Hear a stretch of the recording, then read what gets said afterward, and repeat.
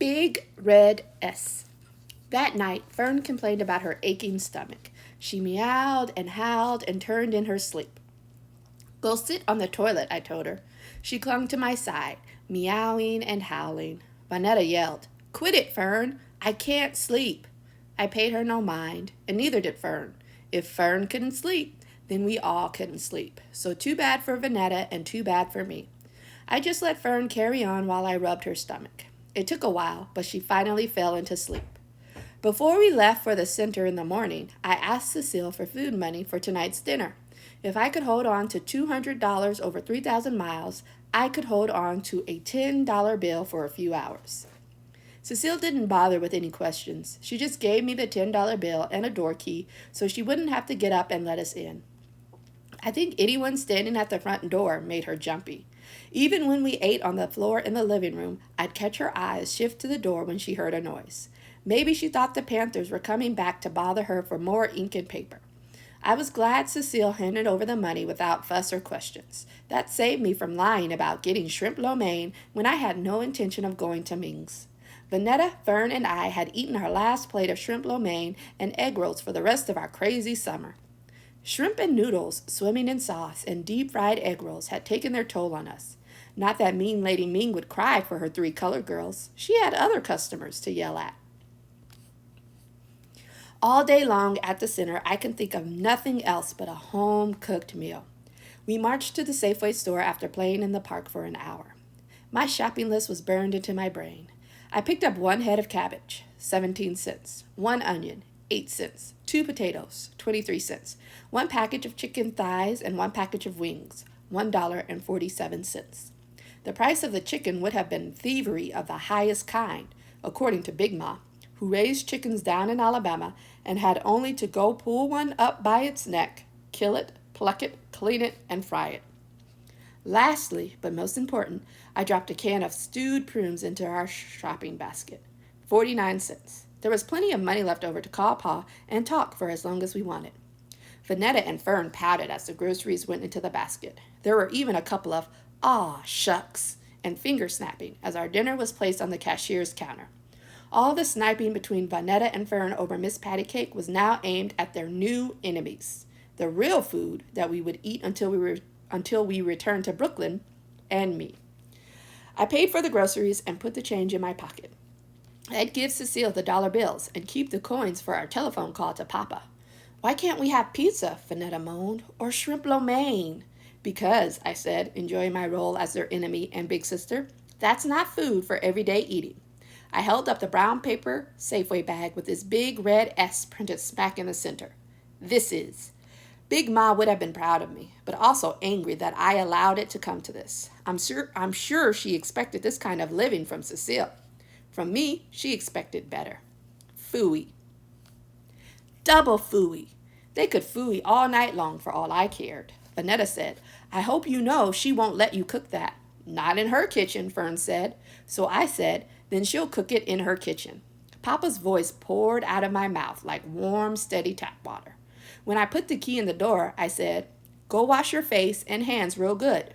Play goldfish until I call you for supper.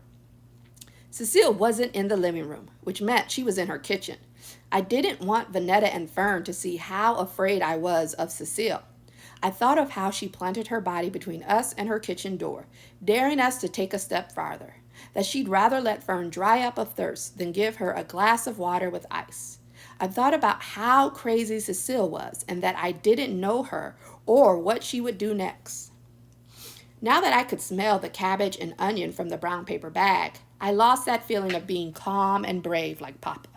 I didn't dare walk in, so I called to her. Cecile. It didn't occur to me to use her poet name, Inzilla, to maybe soften her up, but that name didn't feel right coming out of my mouth. I dreaded this moment, dreaded the thought of her swinging the kitchen door open and her seeing me with a bag of uncooked food. There was no putting it off. I called to her again, this time louder. Cecile! Her hands slapped against the counter or tabletop, good and hard. In a few stomps, the door swung open and she was looking down at me. I took a step back and hugged the bag. I have to cook supper. She stared down at me and didn't speak. I didn't know what to do or say, so I took the change out of my pocket, all of it, and held it out to her. She took it, dropped it into her pants pocket, maintained her long, hard stare. If that was supposed to make me feel afraid, stupid, and small, it worked. Then she spoke. Why ain't you go to Ming's or Shabazz? We have a Shabazz in Brooklyn, the fish and bean pie place run by the black Muslims. I found my voice and said, we can't eat takeout every day. Vanetta and Fern can't stomach it. You can't come in my kitchen making a mess. This is my workplace. I don't need you in here turning things upside down. I said, I don't make messes. Without a lick of sass, I spoke the plain truth. I'd never made a mess in my life, not even for the fun of it. Cecile went stomping and cursing back into the kitchen.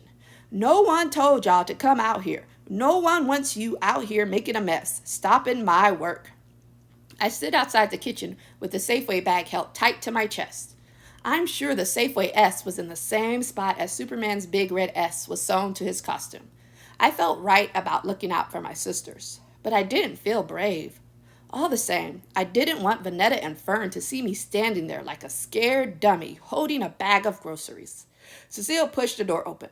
Get a speck of grease on my work. You hear? I knew better than to wait for a nicer invitation and walked inside Cecile's kitchen. It was larger than our kitchen back home. Hers had both the cooking area and an eating area, which hadn't been set up for eating. There was a long table, only one chair, hers, and what I figured was her printing machine on top of the table. I didn't want to be caught gawking at her and her stuff. I went straight to the sink and started stripping the onion, washing the cabbage, washing potatoes, washing the chicken parts until I could figure out what to do next without having to ask Cecile a thing. She hovered over her machinery, grunting and cursing. Then she got up, pulled open her drawer, and threw a potato peeler and a knife in the sink. The knife just missed my hand. She didn't look once, but said, Don't go cutting off your fingers. There's no money to take you to the hospital. I felt her watching me at work. Thanks to Big Ma, I could skin a potato with a paring knife without wasting a scrap of white potato. I could cut up a whole fryer, too, even though this time I didn't have to. Cecile grunted. What you gonna do to that chicken? I said, bake it. Frying's faster, she said. I pointed to her papers. Grease. Papa's easy voice just slid right out of me, warm and steady. I could feel myself coming back. My voice, my steadiness. What you gonna do with the potatoes? Boil them with the cabbage and onion? There was something about being here with her in the kitchen, and I knew what it was. I had a flash of us, quiet and in the kitchen, pencil tapping and her voice chanting. I blinked that flash away. I didn't have time to be pulled into a daydream. I kept doing what I was doing, and then I pressed my luck and asked her for some fatback. Another grunt. No fatback, no salt pork, no pig of any kind in my kitchen. I shook my head. People in Oakland were touchy about pigs. They were touchy about the pig on their plates and the pigs, as Crazy Kelvin called them, in police cars. Back in Brooklyn, Big Ma wouldn't stand for cooking without pork on a Sunday. I couldn't even imagine Cecile and Big Ma sharing a kitchen or living in the same house. Since there was no pork, I used what Cecile had, butter, salt and pepper, plus the onion. It didn't smell like Big Ma's kitchen in Brooklyn, but it was the aroma of real food cooking. Now that I had our dinner underway, I wanted to take in Cecile's place of work, see what she was doing, hovering over her machine. Quietly, carefully. From where I stood, stealing glances, it seemed like she was laying down puzzle pieces, picking up one piece of something and laying it carefully down on her equipment, picking up another piece and laying it down. Then she'd study the pieces, just the piece she had completed. She had pulled herself into her puzzle lane and had forgotten I was there. I could see why Vanetta and Fern were not allowed inside Cecile's kitchen. Cecile was fixed in prayer.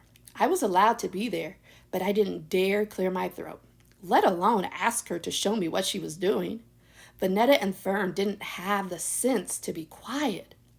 We spread the tablecloth on the floor and sat cross-legged as if we were eating Mean Lady Ming's takeout or fried fish from Shabazz.